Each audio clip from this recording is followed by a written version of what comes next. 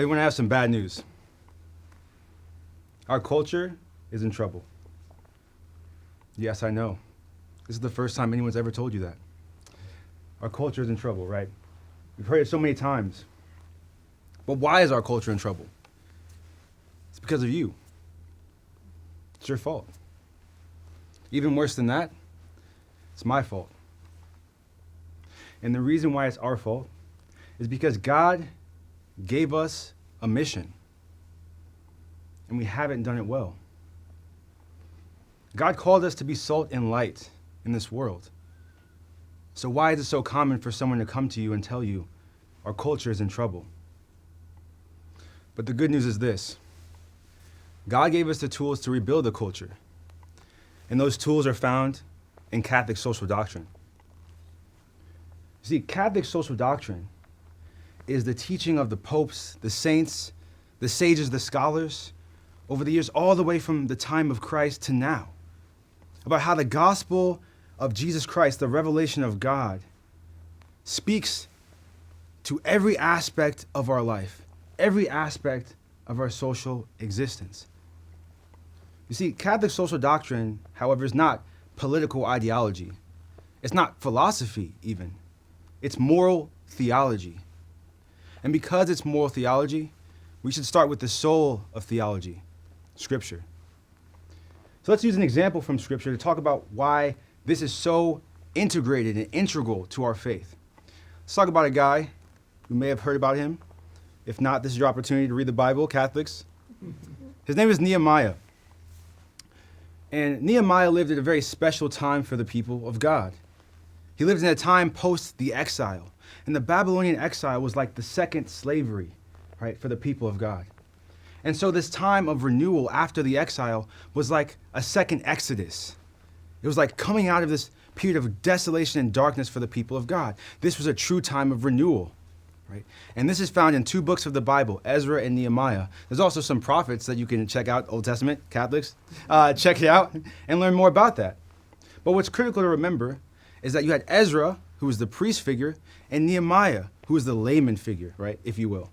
You see, Nehemiah, this renewal that was called forth and Nehemiah participated in, wasn't actually even called forth at first by the Jewish people themselves. In fact, God enlightened the heart of a man, King Cyrus, not even Jewish, to say, go back to your land. Rebuild the temple, rebuild the walls, renew your civic life, renew your spiritual life, right? God worked through every aspect of their existence to call them to a new life. It wasn't a very narrow renewal. It wasn't something very small, so big that it even moved people who didn't even believe in God, right, to call them to do this work because it's that important. You see, at first, Nehemiah heard that the people of God had started to go back. He heard that there was already a couple people that had started to go. Yet, when people came and told him the state of affairs, he was cut at the heart with sorrow, with desolation. We have to ask ourselves, are we cut at the heart when we hear about what's happening in our culture? We hear about what's happening in our world. Do we have the sorrow of Nehemiah? Because that sorrow moved Nehemiah to prayer. And he prayed for weeks. I believe he prayed for 4 months, praying to God, pouring out his heart to God. God, you are a God of all things. You are a God of the Jewish people. Why is this happening? I thought we were your chosen people. We were in exile. Now you sent us back and the walls are still destroyed. What do we do? What is going on? But he wrestled with God in prayer. He fought God and he said, God, help me, show me, what am I called to do? You see, the sorrow moved him to prayer and discernment, and then that moved him to action, right? So we can see that. He observed, he judged, and he acted. And actually, this is the traditional model of the church. See, judge, act. You can find this actually in the writings of the popes, right? St. John the 23rd in his document Mater et Magistra, I hope I pronounced that correctly. He says, first, one reviews the concrete situation. Secondly, one forms a judgment on it in the light of the principles of Catholic social doctrine and the tradition and the revelation of God. And then one decides how we, in concrete circumstances, apply this. These are the 3 stages, right, of understanding our social context. And we see Nehemiah go through this in his own way, right, prior to us talking about it in the way that we do today. So we can see that our tradition is steady all the way from the times of the Old Testament fathers. But going back to Nehemiah's concrete work, right, you can pull out three principles of Catholic social doctrine that Nehemiah lives in his own time. 1, solidarity. 2, subsidiarity. And 3, family, the cell of society. Right? You may say, family, why is that? You'll see. But Nehemiah, first off, saw public service, right? Not something for himself, not something for his individual gain, but as an effort, as a work for the common good, right? And this is critical. Because being moved and kind of knowing that God was with him, because he saw the grace of God operating with him, he didn't take that knowledge and say, all right, well, God's called me. I'm now going to become the king, right? The best person. No, he saw this as a service. Everything is a service. He's constantly throughout the book praying to God, saying, God, just remember me. Remember me in this struggle. Remember me in this service, right? In fact, it's all about him emptying himself for God and for the people. And in many ways, he's a type of Jesus Christ, right? Jesus Christ left the glory of God the Father to come and live amongst men as a servant, as one who serves. It's powerful because Nehemiah was in this, right, in the exilic situation. Nehemiah was truly in probably the best position you can be in. He was in the king's palace. And he heard about the suffering. He said, right, I'm in the best place, but let me put myself in communion, in solidarity, in love, in this gift of self for the people who I know God loves. He didn't just think about himself. It was all about others. Leadership at its core, at its best, is a gift of self. Where did we learn this from? Jesus Christ. But also Nehemiah. You see, it's a gift of self. And what that means is that Catholics can't sit on the sidelines. You can do a lot of things, but you can't sit on the sidelines. That's the only thing you're not called to do, right? And so it's important to recognize. And Nehemiah had a lot of excuses. Because in the time of Nehemiah, all he saw in terms of leadership for the Jewish people was incompetence. In fact, that's how they ended up in exile partly. But that was not what he used as his model. Indeed, he sanctified his work. He sanctified the work of governance through prayer, through asking God for help, and through reading the law of God. A big part of the renewal was not just the civic life, but it was also the law of God. So we see here solidarity in action. Nehemiah's actions demonstrated operationalizing, putting into action the traditional definition of love that we believe in our Catholic tradition. Love is to will the good of the other. But willing the good of the other doesn't mean wishing the good of the other. Doesn't mean imagining the good of the other. Doesn't mean like, the good of the other. No, it means I'm going to actually put into practice my desire for your good. I'm actually going to go and enter into community with you, enter into a relationship with you to seek what's best for you, with you, not for you, but with you and in relationship with you. And that's exactly what he did. Indeed, solidarity, the essence of solidarity is love. And so it's important to remember that, because solidarity seems like a big word, right? But the most important thing to remember is it's love in action. It's not vague sentimentalism. It's not good feelings. It's not well wishes. It's action. I've had a lot of experience with civic engagement. I've both worked with organizations on the ground and academic institutes looking at civic and community engagement. And I can tell you, and all the people I've talked to and all the research that we've done and kind of touched on, that there's 3 things you definitely can find in our culture today. That's mass apathy, that's low participation, that's low awareness. So a lot of good things, right? And, among Catholics, that's not, it's not just amongst the general population, it's amongst all of us. And that is a very dangerous situation. In the typical American municipal elections, that's city and local, for the most part, you see about 27% of eligible voters vote. In some cities, it's as low as 6% elect the highest office in that city. A lot of people say, hey, I'm not called to run for office. I'm not called to do some great things. Well, you can vote in your city and local elections.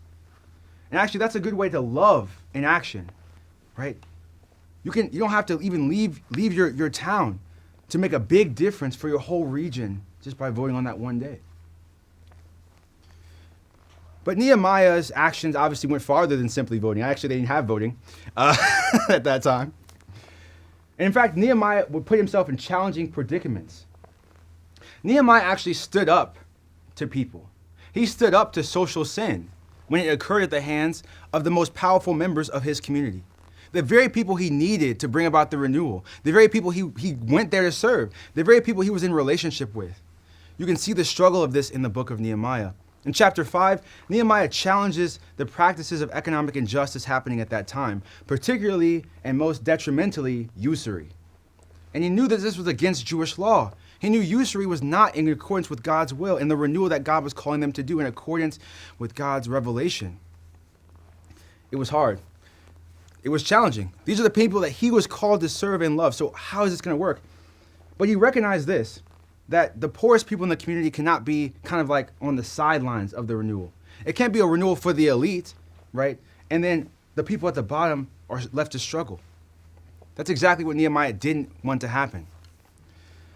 In fact, the situation was so dire for Jewish families that some people were so much in debt that they had to sell all their land and sell their children into slavery. How is that in accordance with renewal? And he knew this. He knew this. And he didn't bow to elite pressure. He said, what's for the common good? What's God's revelation? What does God have to say about this? And that's important. St. John Paul II reminds us, just like Nehemiah, that we're called to witness to Christ by taking courageous and prophetic stands against political and economic corruption. And that's exactly what Nehemiah did. That's exactly what St. John Paul II did. So we can see that this is something we all should do. But it wasn't just Nehemiah going in his zeal and his zealousness and taking everyone's initiative and saying, I'll do all the work. No, not at all. In fact, this is where subsidiarity comes in. Because Nehemiah, in his zeal, didn't believe in canceling other people out. He believed calling people in. He did not craft a professional force to do all the work. He didn't say, hey, all right, everyone just go home and chill, and we're going to go ahead and renew all of society. But you can just stay at home, right? You can just hang out with your family, just do some, general yard work. We'll do all the real work. No, that's not at all what Nehemiah did. He called people into participation. Like a true leader, he called forth the best in everyone. And he called out the responsibility of everyone and the self-determination of everyone and the development of everyone. Every person was called to recognize their responsibility outside their own home. He went at first to rebuild the walls, but it wasn't just him. He said, every person, step outside of your house and rebuild the wall right in front of your own house. Imagine this whole community working together to rebuild their community together. That's what we're called to do as Catholics. We're called to share the joys and the hopes of the people around us, of our community, of our world, of our nation. It's hard. It's challenging work. It was hard for Nehemiah. It's going to be hard for us. But at the same time, before we do that, we have to ask ourselves, where are we called to engage in this process? Where are we called to begin to renew the culture and renew the world? Like I just said, everyone has a place. Everyone's involved. Everyone is called forth to do something. You will call it your baptism. You will call it your creation. I think about a group that I worked with in my work in East St. Louis, Illinois. And these amazing women had every excuse not to get involved in their community. Parents United for Change was a group of mainly single moms in the public housing developments. And these single moms were working to develop better and better family leadership skills. And when I was blessed to encounter these women, they had already done many successful things in their community, and they recognized a big issue. As they were learning to become better leaders in their own households, they recognized that their kids were in danger.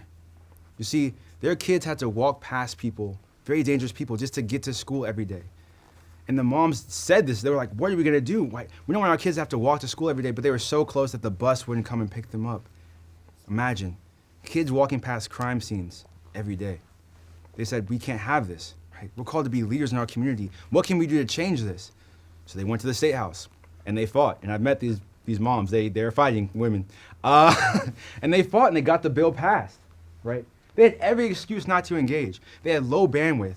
They're often taking care of children on their own. They're doing the hard work of the home. They're working often, multiple jobs, some of them. But they said, our fight doesn't stop in the house. Our kids aren't just stuck in the house. They go outside. How can we make our community better for them, for their flourishing? They fought, and they won. We can't excuse ourselves. Do we have a world that's good for our families? That's going to be good for our children, for our grandchildren? We have to fight for that. And this is where the family as the cell of society comes in. Some people will say, okay, those are some two subsidiarity, solidarity, those are some very like Catholic social doctrine-y words. But the family, that's Catholic social doctrine? Indeed it is. If you go into Familias Consortio, St. John Paul II talks about the obligations that society has to the family, but that the family has to society as well. Because the family is the first society. Really, it's like the model of society in a way. So in the home, we see kind of like this nucleus, right, for change, the nucleus for engagement. Very important. But Nehemiah, even in his own reforms, recognized that the family at that time was in desolation for so many reasons. There was, Jewish law at that time basically condemned some of the practices that were very widespread and common. And he knew if we're going to have the renewal of the whole society, we have to have the renewal of the family, right? They're one and the same. They have to go together. And it was in no ways easier than the political work, the hard political work he did. In fact, it was harder. It was more painful for the community. It was more hard, called out more self-sacrifice from everyone. But people were like, we want this renewal to happen. We really want God's will to reign. So we have to change ourselves. We have to change our family if we want to change our society, if we want to build it up, if we want to make it like it was before, a renewal. But we have to ask ourselves as well, how is our family a sign and a sacrament in the culture? How are we divinizing our particular social season? We can't just look at the past and say, well, in the past it was like, what our season? That's where we were called. That's what we're called to divinize and sanctify and bring to God as a gift, right? That's what we're called to do. Are we closed in upon ourselves? St. John Paul II said a truly Eucharistic community can never be closed in upon itself, because a Eucharistic community is a community of self-gift, kenosis, of self-emptying for others in service. Do we even know our neighbors? Do we even know our community? But we're supposed to be a sacrament for our neighbors that we don't even know. To that point, the Second Vatican Council also tells us that in our parenting, there's something else we should remember. We're called to educate our children to be missionary disciples within the culture. We're called to educate them to transcend the family circle. We can't be closing upon ourselves, including the way that we train up our children. We can't just put them in the Catholic bubble, right? We have to train them to be effective icons and images of Christ in the world that they'll eventually at some point have to go to. They'll have to interact with, they'll have to engage with, and they're supposed to sanctify. But how can you sanctify what you don't know? And how can you sanctify what you don't love? We have to go out and be signs, and we have to teach our children to do the same. It's not easy, a lot of challenges, but we have to do it. St. John Paul II called us all to a new springtime. And so many of us every day look out and say, where's that at? Where is this new springtime at, St. John Paul II? But we're living in it, right? It started, we're in it now, and we're called to bring it even further into its fulfillment. But that's going to take going out, right? We're called to have a deeper sacramental life, devotion to the Eucharist. But we're also called to be a Eucharist. We're called to be Christ in the world. Thank you.